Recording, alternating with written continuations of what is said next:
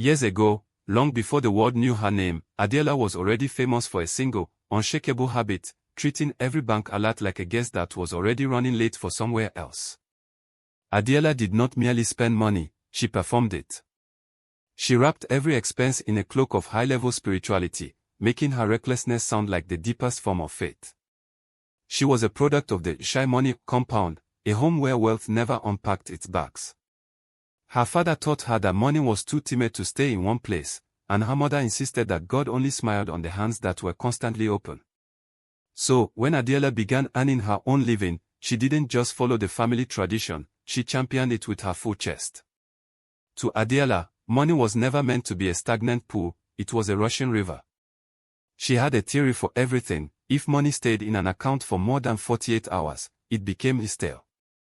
She believed that trapping it in a savings account was a direct insult to her Heavenly Father, a sign that she didn't trust Him for tomorrow. Money is not a monument, she would laugh, pointing at the mountain of fried chicken and the buckets of wine on her table. You don't build a fence around it and worship it. You release it so it can breathe. By the time she met and married Káyọ, she was a grandmaster of the two most dangerous skills a woman could have: a completely empty bank account and a face that radiated absolute, celebratory joy. She had no idea that Káyọ was a man of notebooks, calculators, and rainy day plans. She didn't realize that while she was busy celebrating her abundance, the uninvited guest of emergency was already knocking on their front door.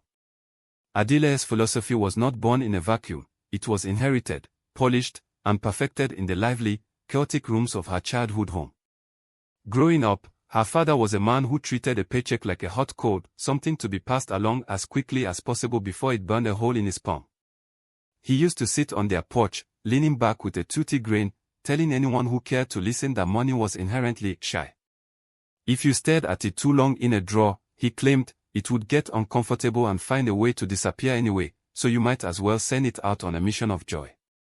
Her mother was no different. She was a woman who believed that a bank balance was a scoreboard of one's stinginess. To her, a full account was a sign of a closed heart, and a closed heart was a magnet for bad luck. By the time Adéọlá landed her first real job at a high-end boutique in the city, she didn't just embrace these lessons, she turned them into a lifestyle. The day her first salary hit her account, she didn't think of rent or electricity.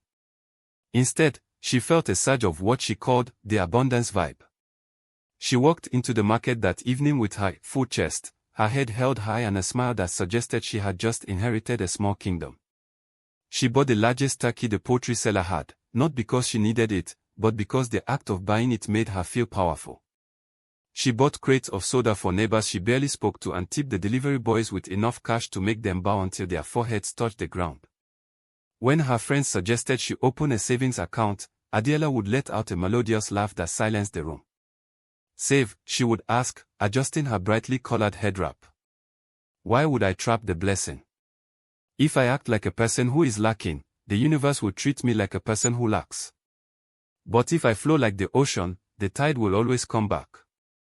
She spoke with such shimmering confidence that people actually began to believe her. They saw her empty pockets but noticed her glowing skin and wide-eyed ecstasy, and they wondered if she had discovered a secret the rest of the world was too afraid to learn. She became a master of the happy face technique, the ability to look like a millionaire while having exactly €0 for the next day's bus fare. For Adéọlá, planning was a heavy, dusty cloak worn by those who didn't know how to dance in the rain. She preferred to fly, convinced that as long as she kept spending, the wind of providence would never stop blowing beneath her wings. The first month of their marriage was a beautiful collision of two entirely different worlds. Káyọ was a man who found poetry in a well-balanced spreadsheet, while Adéọlá found her rhythm in the rustle of banknotes being handed over a counter. One rainy Saturday morning, Káyọ sat at their small wooden dining table, his brow furrowed in concentration. He had a blue spiral notebook open, a sharpened pencil in his hand, and a calculator that seemed to be the only thing working harder than his mind. He cleared his throat, a gentle signal for Adéọlá to come closer, and patted the chair beside him. "Ode, my love," he began softly, "it's time we sit down and guide our income. We need to plan for the rent, the fuel, and a little something for the rainy days ahead." Adéọlá, who had been humming a song while scrolling through a catalogue of premium lace fabrics, looked up and squinted as if he were speaking a foreign tongue. She walked over, but instead of sitting, she leaned against the table, peering at the notebook like it was an ancient, dusty relic. Plan, she repeated, the word tasting strange in her mouth. Káyọ, who offended you this morning? Why are you trying to put a cage around our life? Káyọ blinked, his pencil hovering over the savings column. It's not a cage, Ode. It's a map. It's making sure the money knows where to go so we aren't left stranded. Adéọlá let out a laugh that was as bright and reckless as her spirit. She reached out and gently pushed the calculator away, shaking her head with a look of mock pity. My dear, intentional husband, you are trying to trap a bird that was born to fly. Money is currency. Do you know what that means? It means current. It is like a river. If a river stops moving, it becomes a swamp. It gets smelly and old and useless. She gestured toward the window, where the rain was pouring down. You say you're preparing for a rainy day, but the rain is already here. Rain is God's responsibility, not ours. By trying to store this money until it grows moldy in a bank vault, you are telling God that you don't trust Him to send more tomorrow. Káyọ rubbed his eyes, trying to find a logical bridge to her island of whimsy. Saving isn't a lack of trust, Ode. It's stewardship. But Adéọlá was already moving back toward her phone, dismissive and radiant. Stewardship is making sure the money greets as many people as possible before it leaves. Anything that stays too long in one place becomes old money, and old things lose their power. Let it flow, Káyọ. Let it move. If you try to cage it, you'll find that the cage stays full of paper, but your soul stays empty of joy. Káyọ looked down at his notebook, the emergency fund line staring back at him, blank and lonely. He realized then that he wasn't just fighting a habit, he was fighting a theology, one that viewed a safety net as a sign of spiritual surrender. As the months rolled by, Adéọlá's theory of flowing currency found increasingly creative destinations. To her, a bank balance was like a stagnant pool that needed to be drained before it bred the mosquitoes of anxiety and greed. Whenever a fresh alert hit her phone, she didn't see a mortgage or a utility bill, she saw a divine mandate to redistribute. One afternoon, Káyọ returned home to find a sleek, industrial-sized blender sitting on the kitchen counter, its chrome finish gleaming mockingly. They already had a working blender, but Adéọlá waved away his confusion with a flick of her wrist. The old one looked tired, she claimed, and keeping a tired appliance in the house was an invitation for a tired life. To her, replacing it wasn't an expense, it was an act of faith, a way of telling the universe that they were people who deserved the newest and the best. But the kitchen was only the beginning. Adéọlá's most fervent spending happened in the spiritual realm. She became a connoisseur of seeds. There was the new month seed, the midweek breakthrough seed, and her favorite, the special seed for unspoken requests. When Káyọ pointed out that the rent was due in 3 weeks and the account was gasping for air, Adéọlá would look at him with a mixture of pity and resolve. Káyọ, do you want to harvest where you have not sown? She would ask, her voice rising with the rhythm of a preacher. This money isn't leaving us, it's just going ahead of us to prepare the way. If we use this for rent, we are trusting in a landlord. If we use it for a seed, we are trusting in the King of Kings. Her magnanimity extended even to the streets. She was the woman who would overhear a stranger's cousin complaining about transport fares and immediately reach into her purse to bless them. She paid for lunches she didn't eat and contributed to birthday celebrations for friends she barely knew. Whenever Káyọ tried to show her the dwindling numbers on his screen, she would laugh and say, "Money does not like interrogation, Káyọ. The more you question it, the faster it runs away. Let it be happy." She lived in a constant state of celebratory motion, convinced that her full-chest generosity was a shield against poverty. She didn't realize that while she was busy paying for the comfort of strangers and the revival of her kitchen appliances, the foundation of their own home was beginning to crack. To Adéọlá, the flow was eternal, and as long as she kept the tap running, she was certain the tank would never run dry. She had no idea that the clouds were gathering, and for the first time in her life, the abundance vibe was about to meet a storm it couldn't pay its way out of. The tension between the notebook and the spirit finally reached a breaking point on a Tuesday afternoon while Káyọ was at work. "Adéọlá, in her usual whirlwind of reorganizing the house to keep the energy fresh, stumbled upon a small, nondescript wooden box tucked deep behind the heavy winter blankets in their wardrobe. When she pried it open, her breath caught, not in delight, but in a stinging sense of betrayal. There, neatly bundled and labeled with dates, was a significant stack of notes. It was Káyọ's secret emergency fund, a silent reservoir he had been building to ensure they didn't drown when the bills came due. To anyone else, this would have been a relief, but to Adéọlá, it felt like she had caught her husband in a scandalous affair with fear. She sat on the edge of the bed, the money fan out in her lap, feeling a deep, spiritual sorrow for her husband's lack of faith. In her mind, this wasn't protection, it was a cage. By hiding this money, Káyọ had been telling the universe that he didn't trust the flow. He was interrogating the currency, keeping it prisoner in a dark box where it had become old, stale, and, in her eyes, spiritually toxic. "I have to save him," she whispered to the empty room, her eyes wide with a misplaced sense of duty. "I have to free this money so God can see we are ready for more." She didn't hesitate. She didn't call him. She gathered the bundles with a full chest and headed straight to the heart of her social circle. That afternoon, Adéọlá became a whirlwind of deliverance. She visited a neighbor whose daughter needed a new school uniform, handing over a bundle with a triumphant smile. She stopped by her church, dropping a massive seed of faith into the offering box to cancel the spirit of lack in her marriage. By the time she reached the market, she was buying bags of rice for total strangers, her face radiating the ecstatic joy of someone who had just performed a heroic rescue. When Káyọ returned home that evening, he found Adéọlá sitting on the floor, surrounded by her usual spread of celebratory food, looking more radiant than ever. "Káyọ, I found your secret," she said, her voice dripping with a terrifying kind of kindness. He froze, his heart sinking as he looked at the empty wooden box on the table. "Ade, that was for the rent. That was for the surgery your brother might need." She reached out and patted his hand, her expression one of pure, unadulterated euphoria. "No, my love. That was a trap. But don't worry, I've released it. I've sent it out to work for us. The current is moving again, and because I freed it, the windows of heaven are finally open." Káyọ looked at her, then at the empty box, and for the first time, he didn't argue. He simply sat down in the silence, a cold realization washing over him. Adéọlá had just thrown their only life jacket into the middle of the ocean to prove that they could swim, and the horizon was already beginning to darken. For a few weeks, the house hummed with a fragile, artificial energy.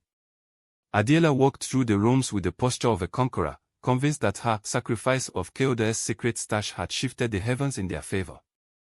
She ignored the way the pantry was beginning to show its teeth, or how the electricity meter beeped a frantic, rhythmic warning in the hallway. To her, these were just tests of her resolve, shadows that would surely flee when the next great flow arrived. She kept a happy face on, even as she used the last of their grocery money to buy an expensive box of chocolates for a friend's sister's housewarming. "God loves a cheerful giver," she whispered to the empty fridge, her stomach growling in a language she refused to translate. Then, the silence of the flow was shattered by 2 phone calls that arrived within an hour of each other. The first came while Káyọ was staring at his laptop, trying to figure out how to stretch a handful of coins into a week's worth of survival. It was his office. The project he had been leading, the one that promised a significant bonus, had been put on indefinite hold. Due to unforeseen economic shifts, his salary for the month would be delayed, possibly for weeks. The map he had carefully drawn in his notebook was suddenly wiped clean, leaving behind nothing but the stark white of panic. Before he could even find the words to tell Adéọlá, the second call tore through the room. It was from the village. Káyọ's younger brother, the one who worked the farms, had been involved in a horrific motorcycle accident. He was in the emergency ward of a private hospital, and the doctors were refusing to take him into the theater without an immediate deposit for surgery. The amount they needed was exactly what Adéọlá had freed from the wooden box just days prior. Adéọlá stood in the kitchen, a half-eaten piece of bread in her hand, watching Káyọ's face turn the color of ash. For the first time, the abundance vibe felt like a heavy, suffocating weight.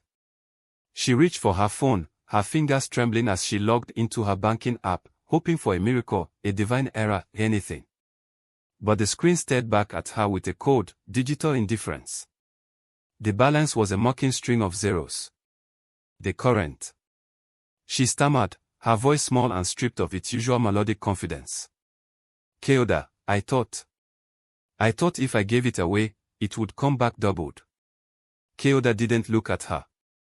He just picked up his phone and started scrolling through his contacts, his thumb moving with a desperate, jerky motion.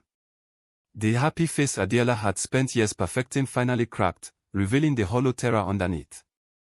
The windows of heaven weren't opening, the doors of reality were slamming shut, and they were trapped inside with nothing but the echoes of her theories. Adéọlá grabbed her phone like a drowning woman reaching for a branch, her mind racing through the long list of people she had blessed during her seasons of flow. She thought of the friends whose birthday contributions she had doubled, the cousins whose transport fares she had covered with a smile, and the neighbors who had feasted on her abundance chicken. Surely, she reasoned, the law of seed time and harvest was about to manifest. If she had been a river to them, they would surely be a reservoir for her now. She called Simi first, the friend who had once sat on her sofa, eating meat she didn't pay for, telling Adéọlá how much she envied her lifestyle. Adéọlá's voice broke as she explained the hospital deposit and the surgery. There was a long, hollow silence on the other end of the line. "Oh, Ade," Simi finally whispered, her tone shifting from admiration to a distant, former pity. "You know things are tight for everyone right now. If only you had told me last week. I just locked all my funds in a fixed deposit. But don't worry, I will stand with you in the spirit. I'll send you a prayer point right now." Adéọlá's heart did a slow, painful somersault. She moved down the list. She called the friend whose church seed she had helped complete, and the colleague who always called her the woman with the heart of gold. One by one, the inner circle that had once cheered for her reckless generosity began to shrink into a chorus of polite excuses. Some didn't pick up. Others spoke in hushed tones about their own imaginary crises, their voices stripped of the warmth they usually carried when Adéọlá was the one paying the bill. "I thought they were my sisters," Adéọlá whispered, staring at the screen as another call went to voicemail. Káyọ sat nearby, his head in his hands. He didn't say, "I told you so," but his silence was louder than any rebuke. He had spent years watching her scatter their future like dust, and now that the storm was howling, the people she had scattered it upon were nowhere to be found. They were happy to dance in her rain, but they had no intention of getting wet in her storm. The realization hit her with the force of a physical blow. She had confused being liked with being loved, and she had mistaken parasites for partners. Her seeds hadn't grown into a harvest, they had simply been consumed by people who were now full while she was starving. For the first time, Adéọlá felt the cold, terrifying reality of being truly alone in a house filled with expensive, fresh things that couldn't perform surgery or pay the rent. The abundance vibe had finally vanished, leaving behind nothing but the deafening silence of a phone that refused to ring. The days that followed were a cold, quiet blur of inventory and loss. The festive aroma of fried chicken and spiced meats that usually defined Adéọlá's kitchen vanished, replaced by the hollow, metallic smell of an empty refrigerator. The mountain of food she once used to justify her abundance vibe had been leveled by the harsh winds of reality. Káyọ barely spoke. He moved through the house like a ghost, his eyes fixed on the hospital bills that sat on the dining table like an unpayable ransom. Adéọlá, once the queen of the flow, found herself standing in the center of her living room, looking at her possessions through eyes stripped of their shimmering delusions. She realized that the sleek, industrial-sized blender she had bought because the old one looked tired was now worth more than the food they didn't have to put in it. One by one, the monuments of movement had to go. She was the one who placed the calls. She invited the local second-hand dealers, the very people she used to look down upon with a full chest, into her home to haggle over her treasures. She watched as they dragged out the premium lace fabrics she had never worn, the designer handbags that still smelled of the boutique, and even the heavy chrome blender. Each item sold for a fraction of its cost, a bitter transaction that felt like she was selling pieces of her pride just to buy her brother-in-law a few more hours of medical care. As the house grew emptier, the weight on Adéọlá's chest grew heavier. She stood in the middle of their bedroom, staring at the space where her jewelry box used to sit, and finally broke. She realized that her theory of money as water wasn't wrong, but it was dangerously incomplete. Water was indeed a blessing, but without a channel, without a pipe, and without a reservoir, it didn't sustain life, it destroyed it. I thought I was being a river, she whispered to Keoda that evening as they shared a meager bowl of plain rice. But I was just a flood. I let the water go wherever it wanted, and it has finally washed away our own foundation. The euphoria that had defined her for years had been replaced by a somber, grounded clarity. She saw now that current didn't just mean movement, it meant direction. Without a plan, the very thing she thought was her spiritual strength had become the tool of her undoing. The abundance was gone, but in the silence of the empty rooms, a different kind of wisdom was finally beginning to take root, a realization that God provides the rain, but He expects the farmer to build the barn. The following Monday, Adéọlá found herself standing in the cool, quiet lobby of the local bank, a place she had previously visited only to drain accounts to their last kobo. She wasn't there to withdraw, she was there to close the final remains of a failed business venture Keoda had once tried to start. As she waited, the weight of the past month pressed down on her, the empty rooms, the silent phone, and the haunting memory of the secret box she had so confidently emptied. She was eventually ushered into the office of the branch manager, a grey-haired man named Mr. Baligan, who had seen Adéọlá's celebratory banking habits for years. He looked at her over the rims of his glasses, noting the absence of her usual flamboyant headwrap and the missing luster in her eyes. "Adéọlá," he said softly, closing the file. "I heard about the emergency. How is your husband's brother?" "He is recovering," she whispered, her voice cracking. "But we had to sell everything to keep him alive. I thought my generosity would be my insurance. I thought saving was a sign that I was afraid of the future." Mr. Baligan leaned back, his chair creaking in the silence. He didn't offer a lecture, he offered a perspective that shook the very foundation of her "money is water" theology. "Adéọlá, you told me once that money is like a river and shouldn't be caged. You were right about the movement, but wrong about the purpose. Even the great Creator, whom you say you trust, is a master planner. He created 7 days, not just one. He created seasons, seed time and harvest, summer and winter." He leaned forward, his voice dropping to a fatherly tone. "Do you think the ants who store food for the winter are acting out of fear? No.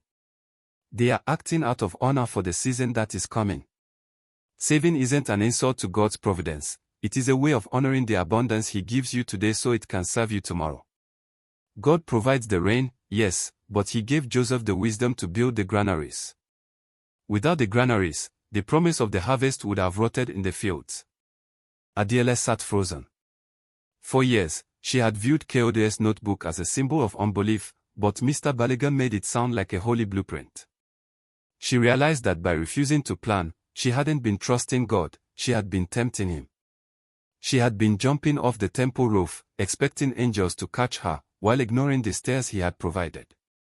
"A reservoir doesn't stop the river from flowing," Mr. Baligan concluded, handing her a small, empty passbook.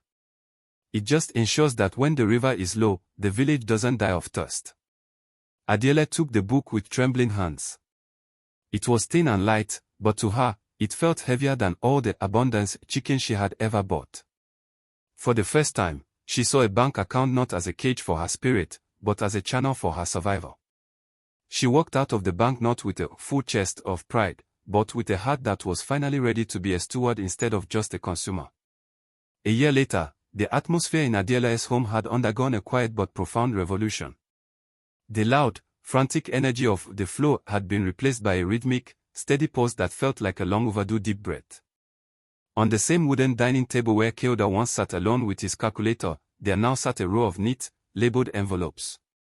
Adéọlá stood over them, not with the wide-eyed, reckless ecstasy of her past, but with a calm, focused smile that carried far more weight. She no longer spoke of money as a wild animal that needed to be set free, she spoke of it as a soldier that needed to be assigned a post. When the landlord's message arrived on her phone, a polite reminder that the annual rent was due in 7 days, Adéọlá didn't feel the familiar icy grip of panic. She didn't reach for her happy face to mask a hollow stomach. Instead, she felt an unfamiliar, delicious sensation, peace. She walked to the drawer, pulled out the envelope marked rent, and felt the thickness of the notes between her fingers. For the first time in her life, the abundance vibe wasn't a performance for the neighbors or a bribe for the heavens, it was a reality sitting in the palm of her hand. Her friends, the few who had remained after the storm, noticed the change. Simi visited one afternoon, watching in confusion as Adéọlá declined to join an expensive, unplanned group contribution for a designer lace. Ade, where is your heart of gold? Simi teased, though her voice lacked its old confidence. I thought you believed God will provide. Adéọlá looked at her friend and smiled, but this time her eyes were steady. He did provide, Simi. He provided the wisdom for me to save this month's portion. I still believe in giving, but I've learned the difference between a seed and a leakage. I'm not just giving money anymore, I'm giving purpose. She had learned that current without a channel is just a flood, and a flood eventually leaves you with nothing but mud and debris. Now, she and Káyọ sat together in the evenings, the notebook open between them. They still gave, and they still celebrated, but they did so from a reservoir, not a dry well. Adéọlá realized that the unfamiliar peace of being prepared was a greater spiritual high than the temporary rush of a reckless purchase. As she tucked the rent envelope into her bag, she whispered a quiet prayer of thanks, not for a sudden miracle or a windfall, but for the discipline to build the granary before the winter arrived. Money was still currency, and it was still moving, but for the first time in Adéọlá's life, it finally knew its way back home.